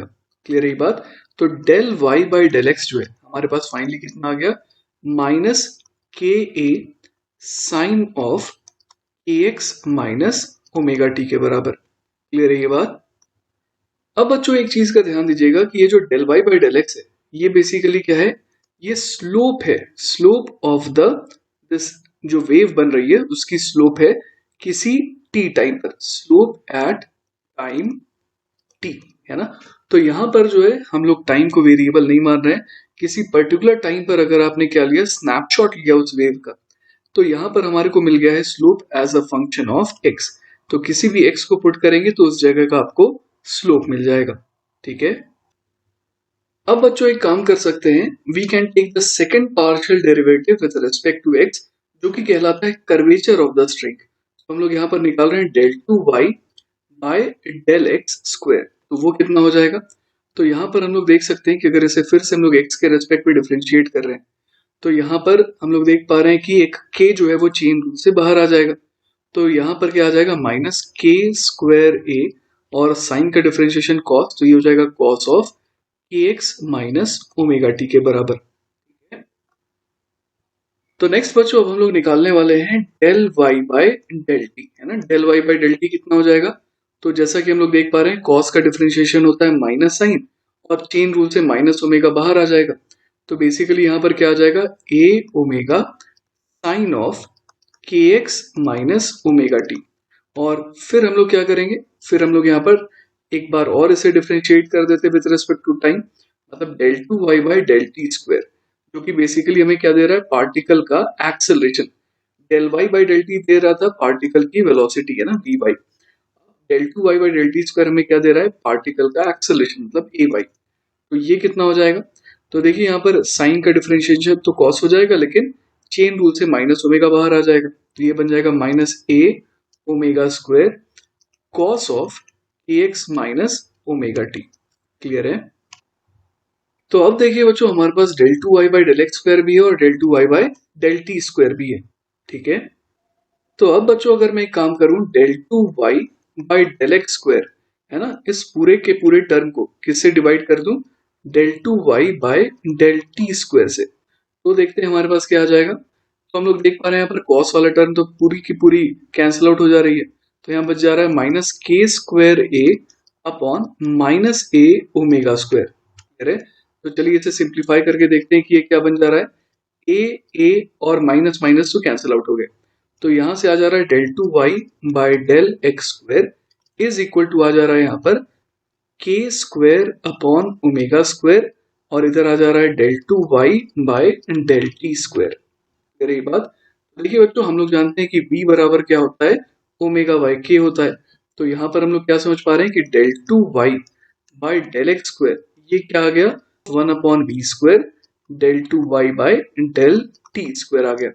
और यही तो हमारे को, है ना, प्रूव भी करना था। क्लियर है।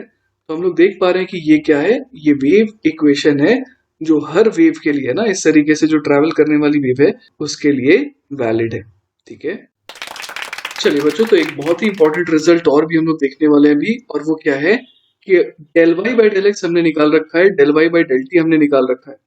अगर आप यहाँ पर कंपैरिजन करें तो आप देख पाएंगे कि del y by del t जो है वो क्या आ रहा है, minus omega by k times del y by del x, जिसे हम लोग और क्या लिख सकते हैं, del y by del t equal to minus v times del y by del x. मतलब यहाँ पर हम लोग देख पा रहे हैं कि स्पीड ऑफ द पार्टिकल वो क्या जा रही है, minus of speed of wave multiplied by slope of wave shape. ठीक है, तो बच्चों इसको हम लोग कैसे एनालाइज करें, आइए मैं आपको बताता हूँ। अगर आपको यहाँ पर, है ना, वेलोसिटी ऑफ पार्टिकल पता करनी है ना, तो वो आप कैसे पता कर सकते हैं।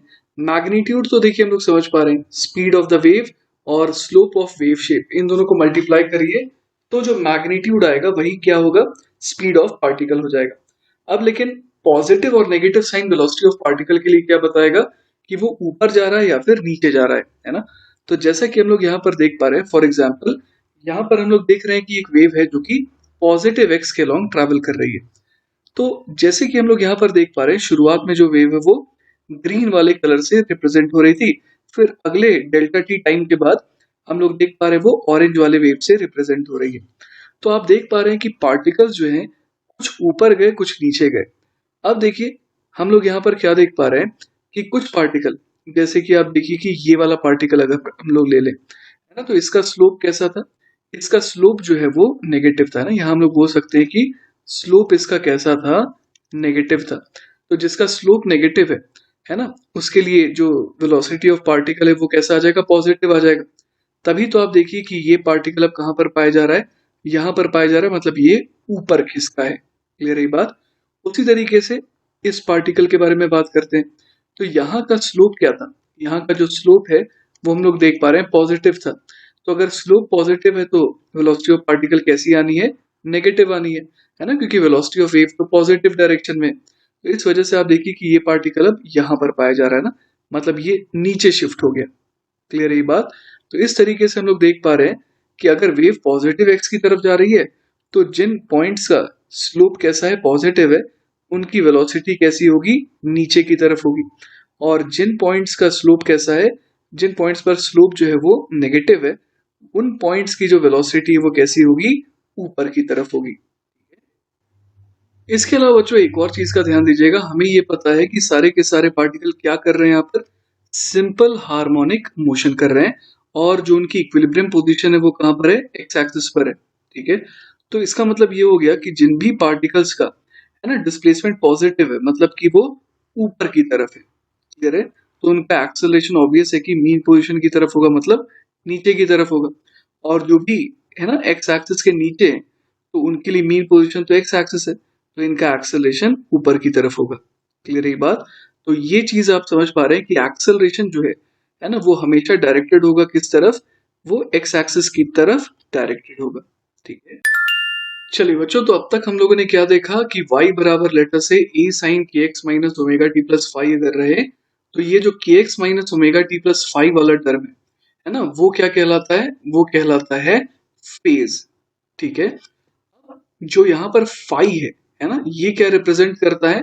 Value of the phase at x equal to zero and t equal to zero, और यही कहलाता है इनिशियल फेज। ठीक है, तो अब हम लोग फेज के चेंज की बात करेंगे, और फेज चेंज के दो अलग अलग तरीके हो सकते हैं। एक होगा फेज चेंज विद पोजीशन और एक होगा फेज चेंज विद टाइम। तो बच्चों सबसे पहले बात करते हैं फेज चेंज विद पोजीशन की। तो देखिए फाई क्या होता है? Omega T minus k x plus phi not है ना, इस एग्जाम्पल के थ्रू ये हो जाएगा। तो अब किसी भी टाइम टी की अगर हम लोग बात करें तो फेज चेंज कैसे ऑब्टेन किया जा सकता है? By differentiating the above equation, है ना। तो यहाँ पर हम लोग विद रेस्पेक्ट टू पोजीशन क्या करेंगे? डिफरेंशिएट करेंगे। तो यहाँ से देखिए डेल्टा फाई क्या आ गया? माइनस के डेल्टा एक्स आ गया। तो इस तरीके से हम लोग क्या कह सकते हैं कि the phase difference between two particles जो कि डेल्टा एक्स डिस्टेंस से सेपरेटेड है, तो वो कितना हो जाएगा? माइनस के delta x, that is minus two pi by lambda into delta x. अब यहाँ पर ये जो नेगेटिव साइन है वो देखते हैं क्या इंडिकेट कर रहा है? ये नेगेटिव साइन इंडिकेट कर रहा है the farther the particles is located from the origin in the positive x direction, the more it lags behind in phase. तो बच्चों इस पर्टिकुलर ट्रैवलिंग वेव के लिए हम लोग क्या कह सकते हैं कि यहाँ पर जो नेगेटिव साइन आ रहा है वो क्या बता रहा है कि जितना ज्यादा है ना ये जो पार्टिकल है फार्दर होगा from the origin in the positive x direction, तो उतना ज्यादा वो क्या होगा? फेज में पीछे होगा, क्योंकि यहाँ पर माइनस साइन आ रहा है। ठीक है, तो डेल्टा एक्स जितना ज्यादा होगा डेल्टा फाइव जो है उतना ही ज्यादा नेगेटिव होगा, मतलब वो फेज में उतना ज्यादा पीछे होगा। ठीक है, नेक्स्ट बच्चों अब हम लोग बात करते हैं फेज चेंज विद टाइम की। तो जो एग्जांपल हमने लिया उसके हिसाब से फाई बराबर हमने क्या लिखा? Omega T minus k x plus phi not. तो अब इसके अकॉर्डिंग अगर हम लोग देखें कि एट एनी पोजिशन एक्स, मतलब इस बार हम लोग एक्स को तो फिक्स कर दिए, अब हम लोग फेज चेंज देख रहे हैं उस पर्टिकुलर पोजिशन पर विथ टाइम। तो हम लोग क्या देखने वाले हैं? At any position x the phase change delta phi with time can be obtained by differentiating the above equation. तो यहाँ से डेल्टा फाई कितना आ जा रहा है? वो आ जा रहा है ओमेगा डेल्टा टी, और ओमेगा को two pi by time period लिख सकते हैं, तो ये कितना बन गया? Two pi by t into delta t. तो मतलब एक ही लोकेशन का हम लोग देख पा रहे हैं कि फेज क्या हो रहा है? चेंज हो रहा है समय के चेंज होने की वजह से। ठीक है, चलिए बच्चों, तो इसके ऊपर एक आसान सा सवाल देखते हैं। सवाल है a sinusoidal wave of frequency 200 hertz has a speed of 400 metres per second. The first part is how far apart in the medium are two points that differ in phase by pi by 3 radian, and the second part is by how much does the phase change at a certain point at times 1 upon 100 pi second apart। तो देखिए बच्चों सवाल बहुत आसान है। इसमें हमसे ये पूछा गया है पहले पार्ट में कि how far apart in the medium are two points जिनके बीच में फेज डिफरेंस कितने का है? पाई बाय 3 रेडियन का। तो देखिए बच्चों अभी अभी जो हम लोगों ने पढ़ाई करी उसके हिसाब से हम लोग ये समझ सकते हैं कि जो डेल्टा फाई है दैट इज फेज डिफरेंस, है ना, वो हम लोग सिंपली क्या बोल सकते हैं कि उसका मैग्नीट्यूड किसके बराबर हो जाएगा, 2 pi by lambda into mod of delta x के, है ना, ये चीज हम लोग समझ पा रहे हैं। तो अब आप देखिए यहाँ पर कि अगर डेल्टा फाई हमारे को दे रखा है ना, डेल्टा फाई दे रखा है पाई/3 रेडियन, है ना, मैग्नीट्यूड वाइज हम लोग बात कर रहे हैं, तो यहां से हमारे पास क्या आ जाएगा, 2 pi by lambda into mod of delta x. Clear है ये बात। तो हम लोग यहाँ पर समझ पा रहे हैं कि अगर दो पार्टिकल के बीच में, है ना, दूरी कितनी हो, डेल्टा एक्स हो, तो पाई/3 रेडियन का फेज डिफरेंस आएगा। क्लियर है ये बात। तो ये डेल्टा एक्स हमारे को निकालना है। अब देखिए बच्चों, यहाँ पर अगर हमें लैम्डा निकालना है सबसे पहले, तो उसके लिए हम लोग यहाँ पर देख पा रहे हैं कि हमारे को फ्रीक्वेंसी दे रखी है 200 हर्ट्ज। ठीक है, इसके अलावा v दे रखा है 400 मीटर पर सेकेंड। ये जो v है ना बच्चों, ये एक्चुअली वेव स्पीड है। क्लियर है बात। ये जो एनर्जी है ये इतने रेट से, है ना, इतने स्पीड से फ्लो कर रही है। क्लियर है बात। तो अब देखिए हम लोग समझ सकते हैं कि v एक्चुअली किसके बराबर हो जाएगा, v एक्चुअली बराबर हो जाएगा f इंटू लैम्डा के। क्लियर है ये बात। तो v बराबर एफ लैम्डा का इस्तेमाल करके हम लोग लैम्डा यहाँ पर निकाल सकते हैं। ठीक है, तो देखिए बच्चों, यहाँ पर हम लोग डेल्टा एक्स के मैग्नीट्यूड, है ना, मतलब कि आखिर वो सेपरेशन या फिर वो डिस्टेंस बिटवीन टू पार्टिकल्स जिनके बीच का फेज डिफरेंस पाई/3 रेडियन होना चाहिए, तो वो हम लोग कैसे निकालें। तो देखिए हम यहाँ पर हम लोग क्या कर सकते हैं, पाई से पाई तो कैंसिल आउट हो जाएगा, फिर लैम्डा को हम लोग क्या बोल देंगे, v अपॉन एफ। ठीक है, लैम्डा हो गया v अपॉन एफ, और साथ ही साथ हम लोग देख पा रहे हैं मॉड ऑफ डेल्टा एक्स कितना आ जाएगा, ये आ जाएगा v अपॉन एफ, और नीचे आ जाएगा 6। ठीक है, तो ये हो जाएगा 400 अपॉन 200 इंटू 6। तो ये कितना आ गया, तो ये आ गया 1/3 मीटर्स के बराबर।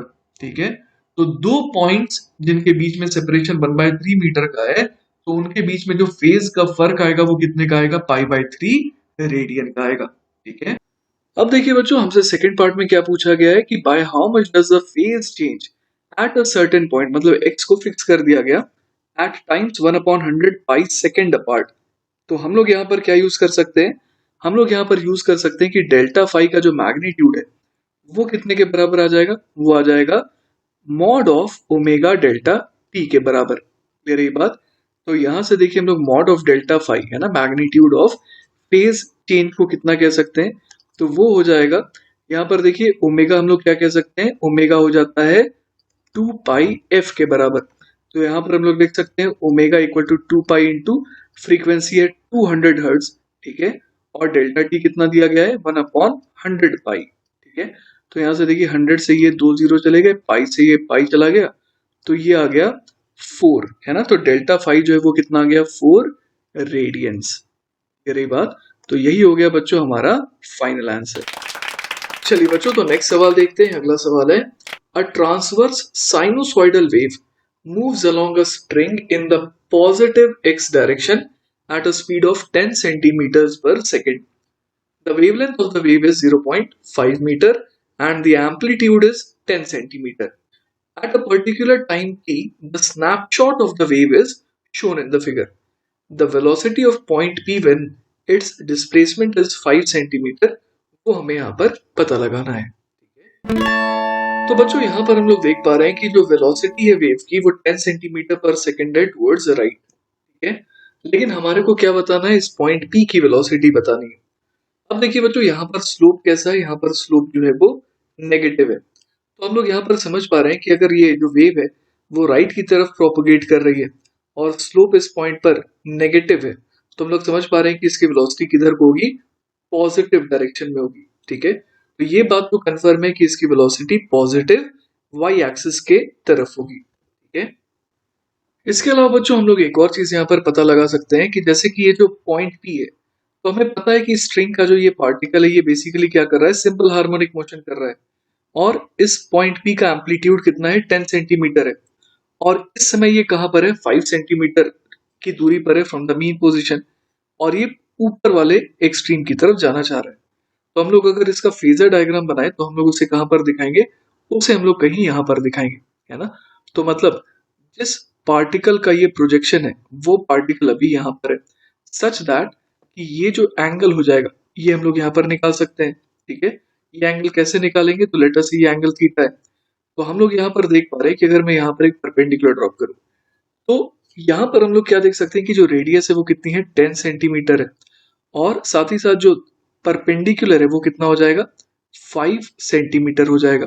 तो हम लोग यहाँ पर देख पा रहे हैं कि थीटा जो है, जस्ट बिकॉज की साइन थीटा इज हाफ, तो थीटा कितना हो गया।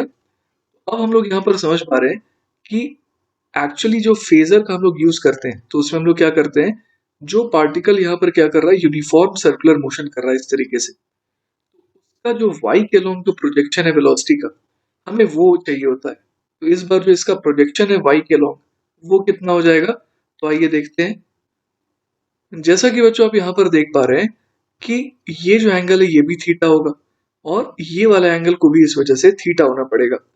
तो जो पार्टिकल यहाँ पर क्या कर रहा है, सर्कुलर मोशन कर रहा है, उसकी स्पीड तो हमेशा ए ओमेगा होती है। तो यहाँ पर जो एसएचएम करता हुआ उसका प्रोजेक्शन है, उसकी स्पीड कितनी हो जाएगी, ए ओमेगा कॉस ऑफ थीटा के बराबर। तो हम लोग यहाँ पर वीपी को कितना लिख सकते हैं, ए ओमेगा कॉस ऑफ थीटा, और डायरेक्शन क्या हो जाएगी, अपवर्ड हो जाएगी, मतलब जे कैप के अलोंग हो जाएगी। क्लियर है ये बात। तो यहाँ पर अगर मैं एक काम करूं, वीपी वेक्टर लिखूं, तो यहाँ पर मैं जे कैप भी लिख दूंगा। ठीक है। अब देखिए बच्चों, हमारे को ये तो पता है कि एम्पलीट्यूड कितना है, वो तो 10 सेंटीमीटर है, लेकिन अब ओमेगा कैसे निकालें। तो देखिए बच्चों, हमारे को ये पता है कि v बराबर क्या होता है, ओमेगा बाय के होता है। अब यहाँ पर जो v है वो क्या है, वो वेव की वेलोसिटी है। ठीक है। उसके अलावा हम लोग ये भी कह सकते हैं कि ये बन जाएगा ओमेगा अपॉन के की वैल्यू को बोल देंगे 2 पाई बाय लैम्डा। ठीक है। तो बच्चों जैसा कि आप देख पा रहे हैं, वेव की वेलोसिटी है 10 सेंटीमीटर पर सेकेंड। तो इसका हम लोग चलिए यहाँ पर इस्तेमाल कर सकते हैं, और लैम्डा हमें पता है वो है 0.5 मीटर। तो यहां से देखिए बच्चों, हम लोग ओमेगा कितना निकाल सकते हैं, ओमेगा की वैल्यू आ जाएगी 2 pi into v upon lambda, है ना। तो ये बन जाएगा 2 pi multiplied by 10 centimetre per second को हम लोग लिख सकते हैं 10 अपॉन 100 मीटर पर सेकेंड। ठीक है। और लैम्डा जो है वो कितना है, वो है 0.5 मीटर्स। तो यहाँ पर हम लोग ऊपर लिख सकते हैं 2। क्लियर है। तो यहाँ से देखिए एक जीरो यहाँ पर कैंसिल आउट हो गया, तो ये बन गया 4 पाई बाय 10, है ना। तो इसको हम लोग फर्दर अगर सिंप्लीफाई करें तो ओमेगा कितना आ गया, 2 पाई बाय 5 आ गया। ठीक है। तो अब देखिए बच्चों, यहाँ पर हम लोग क्या निकाल सकते हैं, बीपी वेक्टर निकाल सकते हैं, जो कि कितना आ जाएगा 10। यहाँ पर हम लोग लिख सकते हैं यहाँ पर 10 अपॉन 100, है ना, एसआई यूनिट में कन्वर्ट कर देते हैं। इसके अलावा ओमेगा कितना आया था, तो बच्चों ओमेगा आया था 2 पाई बाय 5, तो यहाँ पर हम लोग लिख देंगे 2 पाई बाय 5। और कॉस ऑफ, है ना, कॉस ऑफ यहाँ पर हमें क्या लेना होगा, 30 डिग्री लेना होगा, जो कि कितना होता है, √3/2 होता है। ठीक है। ये आ गया जे कैप। तो यहाँ से देखिए सिंप्लीफाई करने पर ही कितना आ जा रहा है, एक जीरो यहाँ पर गया, 2 से 2 कट गया, तो ये हमारे पास कितना आ गया, तो ये आ गया बच्चों √3 pi by 50 metres per second J cap. यही हो गया हमारा फाइनल आंसर। तो बच्चों हमारा सही आंसर हो जाएगा option number A, that is √3 pi by 50 j cap metre per second. चलिए बच्चों, तो इस लेक्चर का आखिरी सवाल देखते हैं। सवाल है, a harmonically moving transverse wave on a string has a maximum particle velocity and acceleration of 3 metre per second and 90 metres per second square respectively. Velocity of the wave is 20 metre per second, find the waveform. तो देखिए बच्चों, इस सवाल में हम लोग देख पा रहे हैं कि हमारे को क्या दे रखा है कि एक ट्रांसवर्स वेव है ऑन अ स्ट्रिंग। तो हम लोग समझ पा रहे हैं कि सारे के सारे पार्टिकल ऑन द स्ट्रिंग क्या कर रहे हैं, सिंपल हार्मोनिक मोशन कर रहे हैं।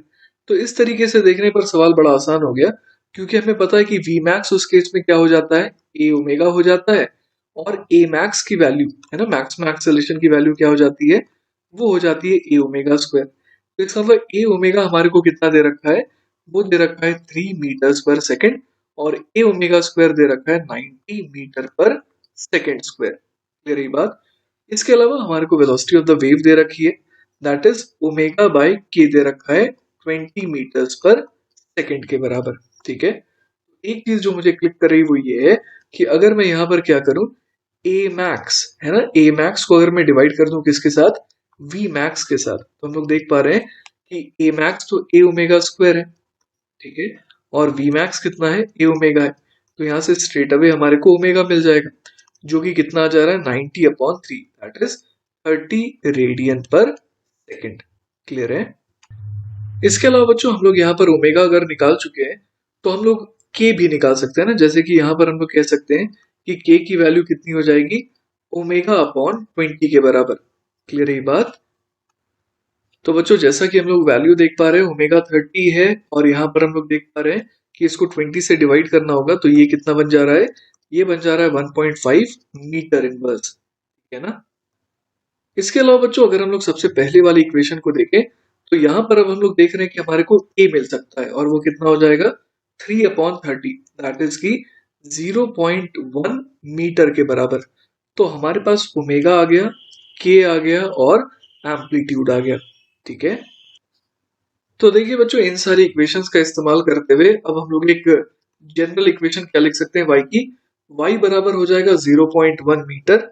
फिर हम लोग लिख सकते हैं साइन ऑफ, यहाँ पर आ जाएगा सबसे पहले ओमेगा टी, तो ये हो जाएगा 30 रेडियन पर सेकेंड इंटू टी। फिर हम लोग यहाँ पर ये नहीं जानते कि वेव पॉजिटिव या नेगेटिव डायरेक्शन में ट्रैवल कर रही है, तो जनरलाइज करने के लिए यहाँ पर प्लस माइनस लिख देते हैं, और k की वैल्यू है 1.5 मीटर इनवर्स, और यहाँ पर आ जाएगा x, और साथ ही साथ यहाँ पर हमें लगाना होगा +5, है ना, क्योंकि हमारे को इनिशियल फेज की जानकारी नहीं है। तो ये हो जाएगा बच्चों हमारा फाइनल आंसर, क्लियर है। तो इसी के साथ बच्चों हमारा पहला लेक्चर वेव्स का पूरी तरीके से खत्म होता है। आई होप कि आपको ये लेक्चर इजी लगा होगा। अगर कोई डाउट रह जाता है then feel free to contact me, I will be very happy to help you. Take care बच्चों, बाय बाय।